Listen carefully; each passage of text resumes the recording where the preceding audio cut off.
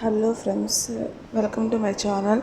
ఈరోజు నేను తోటకూర ఫ్రై చేస్తున్నాను. అది ఎట్లా అంటే మనము ఇంట్లో ఉన్న వాటితోనే వేరుశనగపప్పు అండ్ నువ్వులతో మనము మసాలా తయారు చేసుకొని ఫ్రై చేసుకొని డీప్ ఫ్రై చేసుకున్నాను. అంటే ఉడికించలేదు, అట్లా ఆయిల్లో నేను తోటకూర అనేది నేను ఫ్రై చేసిన తర్వాత ఇవన్నీ నేను దినుసులన్నీ వేసేసాను. కారము అండ్ ధనియాల పొడి తీసుకున్నాను.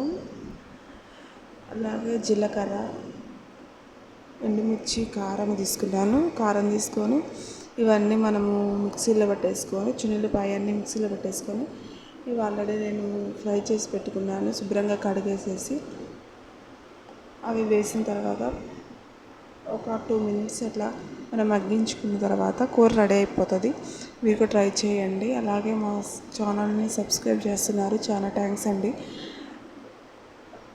ఇలాగే మా ఛానల్ని ఇంకా మంచిగా ఆదరించాలని కోరుకుంటున్నాను.